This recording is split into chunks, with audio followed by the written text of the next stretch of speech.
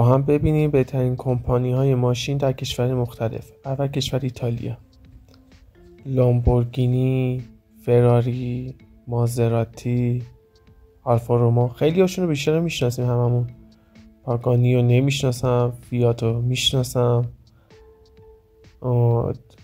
دی آر اوتو نمیشناسم، لانس. اگه میشناسید شما حتما بازم کامنت کنید.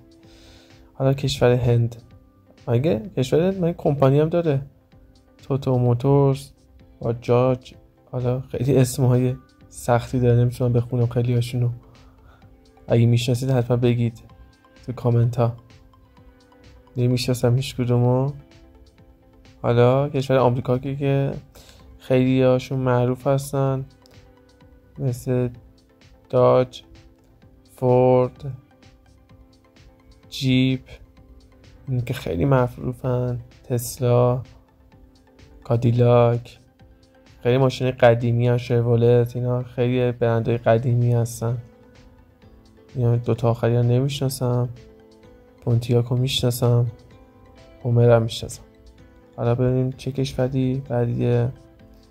انگلستان کشوری با کلاسی، ماشینش خیلی با کلاسی، لاکچری هم، مثل استون مارتین، بنتلی، رند روور، لوتوس بیشتر ماشینای حالا اسپورت میذاره، مکلارن، رویز رویز، جگوار. خیلی برند قوی هستن. مینی.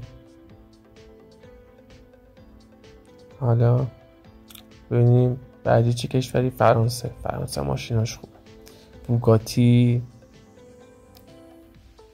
سیتروئن که خیلی ما ایرانی‌ها باش آشنایی، پژو، بازم پژو هم ما خیلی میشناسیم.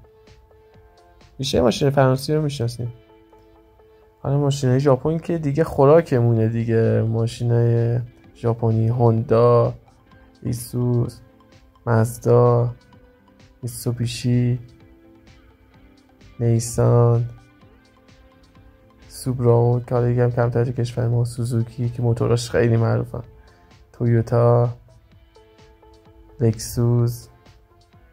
خیلی ماشین معروفی در ژاپن واسه ما.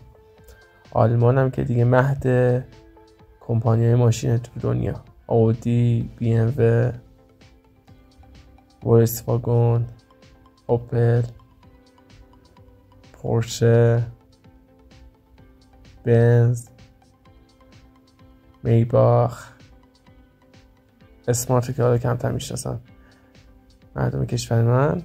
حالا اسپانیا ببینیم چی داره. سیت همین یه دونه. رومانی ببینیم چی داره. داسیا نمیشناسم اینو. حالا سوئد فقط یه کمپانی خیلی معروفه، ولوو، که همیشه اون میشناسیمش. حالا بقیه رو نمیشناسیم. ویتنام ببینیم چیه.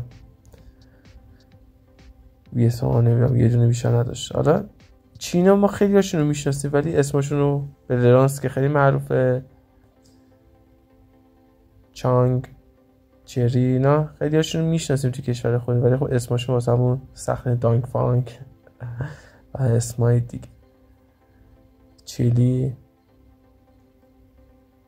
مرسی که تا آخرین ویدیو همراه من بودی. اگه این برنامه دوست داشتید حتما کانال من رو سابسکرایب کنید، ویدیو هم لایک کنید تا ویدیوهای بیشتر.